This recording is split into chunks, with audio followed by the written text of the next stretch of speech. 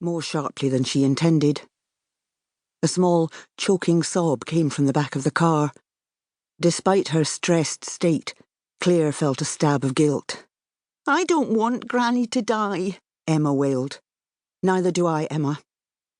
Claire knew she was being blunt, but she couldn't pretend anymore, even for the sake of a 9-year-old girl.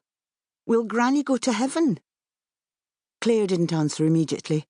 Instead, she flicked the wipers to fast mode and peered through the sleet-splattered windscreen. The road was pitch black, her beams the only lights for miles, but she knew this route like the back of her hand. Since her mum had been diagnosed with terminal cancer, she'd travelled it often enough. The sobs in the back had dissolved to an occasional whimper. Claire felt a rush of pity for her daughter. Just because she was beside herself with worry didn't mean she had to take it out on the child. "Of course Granny will go to heaven," she relented. "You're sure?" "I'm sure." There was a contented sigh, as though a weight had been lifted from the small girl's shoulders. "Why don't you have a nap? When you wake up, we'll be home," suggested Claire. Silence descended in the back. Eventually, Claire heard the soft sounds of sleep. Relieved of the need to worry about her daughter, she concentrated on the road and the worsening weather. She turned on the radio, keeping it low. The local station was playing country music, interspersed with warnings about the wind and snow. According to the presenter, the Forth and Erskine bridges were already closed, and all ferry sailings had been cancelled until further notice. Travel was not being advised. "Too late for that now," Claire muttered to herself.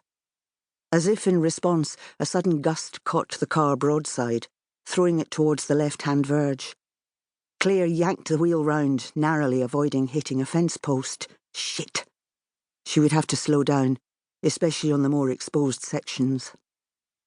When she'd regained her composure, she checked the rear-view mirror. Emma, thank God, had slept through the drama. Claire consoled herself with the thought that they would soon be off the moor and in the shelter of the woods. She could speed up then and get them home as quickly as possible. She entered the forest, the looming shadows of the trees swaying and creaking above her. Claire peered ahead, seized by a sudden fear that one of the creaking giants might come down and block the road or fall on the car. A murmur from Emma brought Claire's head round.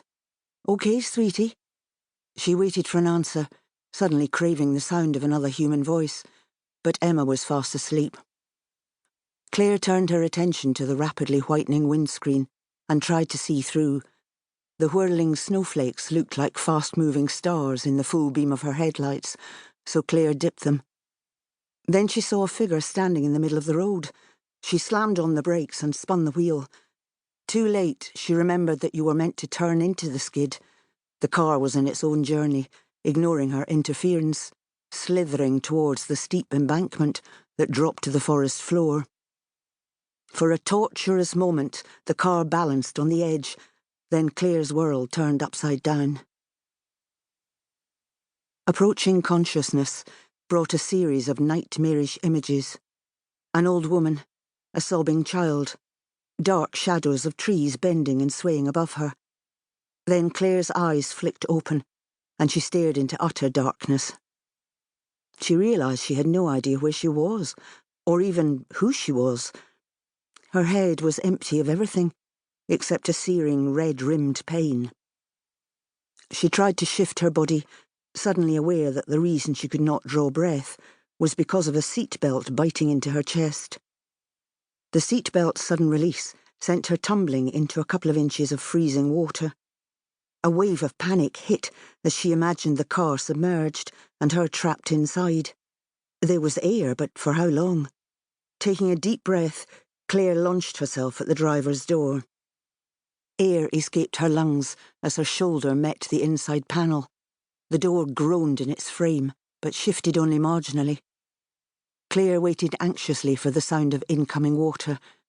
When she heard none, she braced herself and tried again. This time it worked.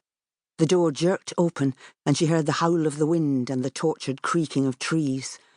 Thank God. The car was upside down, but it hadn't landed in water. Claire inserted one...